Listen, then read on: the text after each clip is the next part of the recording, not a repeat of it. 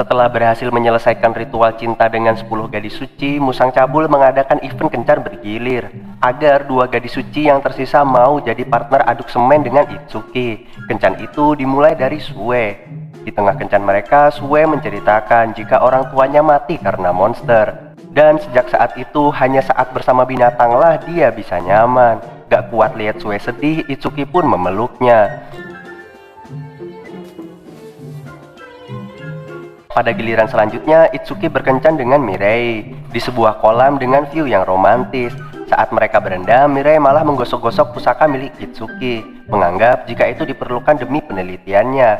Setelah bersama Mirei, Itsuki lanjut menyelesaikan kencan dengan 10 gadis suci lainnya. Setelah itu, Itsuki bersiap di altar pengadukan semen. Dengan bantuan cairan khusus, Itsuki, Sue, dan Mirei pun melakukan ritual ganda.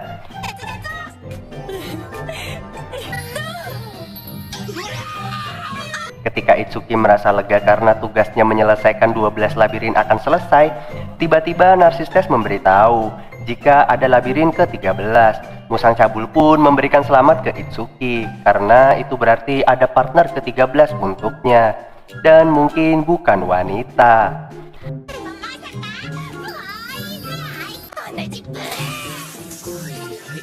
Kemudian ditemani Musang Cabul, Itsuki mulai mencari kandidat aduk semen ke-13 dan menelusuri seluruh Gravania untuk menemukannya, tapi tidak ketemu. Kemudian Musang Cabul menyarankan agar Itsuki mencoba ritual dengan laki-laki seperti Seiya, Shangri-La, atau Narsistes. Tapi Itsuki menolak karena mentalnya belum siap jadi pelangi. Meski begitu, Musang Cabul terus meyakinkan Itsuki. Di tengah kegalauan, Seiya datang dan menawarkan untuk curhat padanya. Tapi bukannya Itsuki jadi curhat, Seiya malah menggoda Itsuki. Sampai-sampai mereka hampir beradu pedang. Tapi Itsuki sadar dan langsung kabur. Setelah gagal bersama Seiya, Musang Cabul mengajak Itsuki menemui Narsistes. Dan Itsuki langsung kabur ketika Narsistes memperlihatkan dokumen kuno yang ternyata adalah kitab Cabul Legend Version. Karena Itsuki terus mengeluh, Musang Cabul pun curhat tentang dirinya.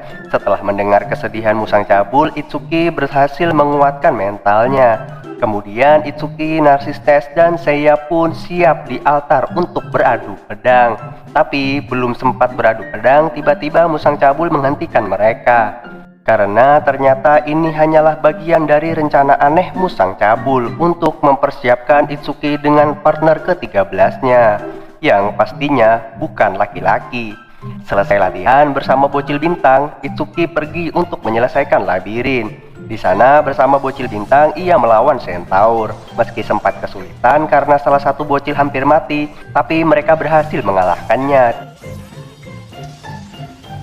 dan meletakkan medan cahaya bintang di sana.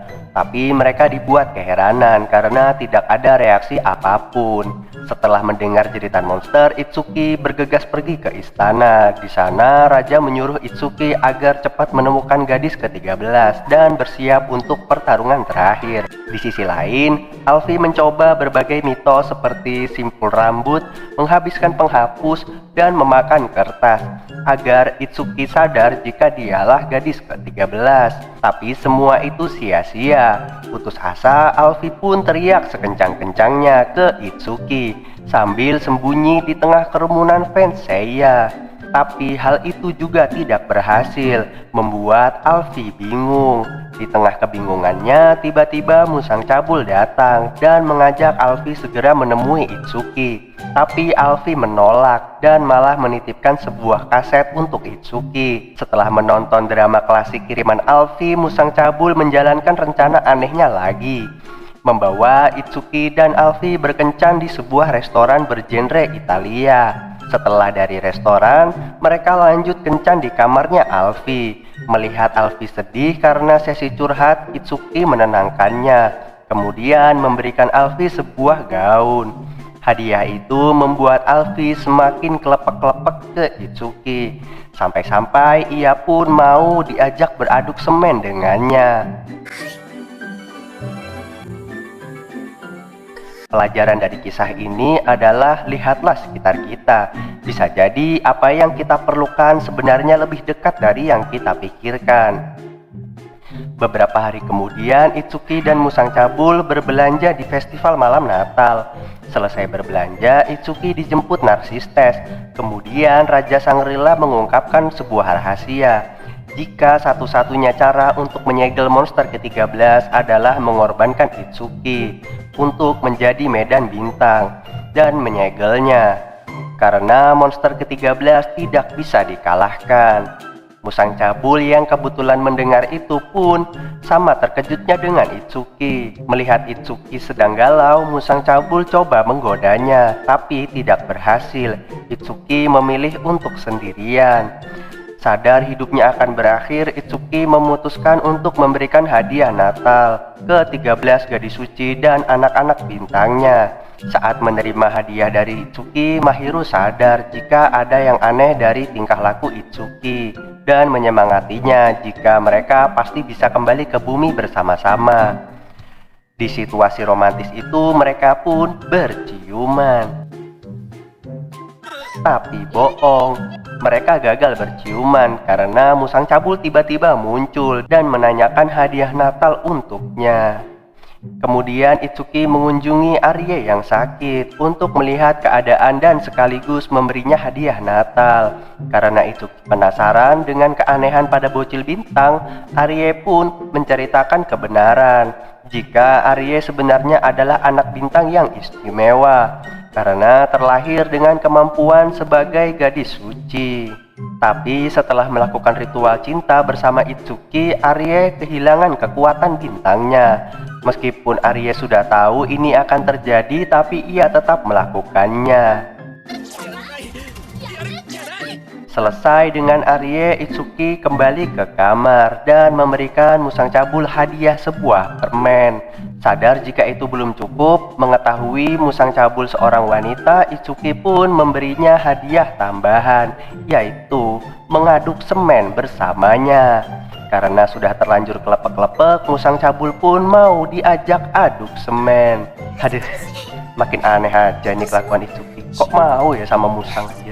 Setelah itu, Itsuki menolak untuk mengorbankan diri menjadi medan bintang dan memilih untuk bertarung melawan monster ke-13.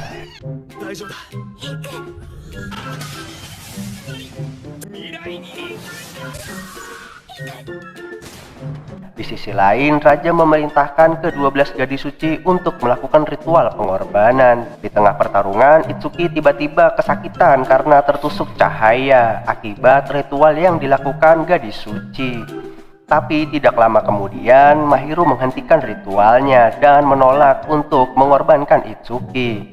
Di tengah kebingungan apa yang harus mereka lakukan, Mirai memberitahu jika ada cara lain untuk mengalahkan monster ke-13, meski belum bisa dipastikan berhasil. Karena mereka tidak ingin mengorbankan Itsuki dan tidak ada pilihan lain, Raja pun menyuruh mereka mencobanya.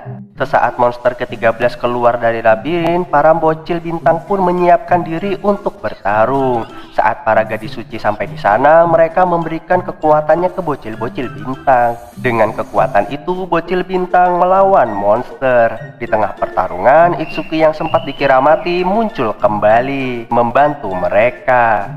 Tapi pada pertarungan itu, Alfi mati saat mengorbankan dirinya untuk melindungi Itsuki.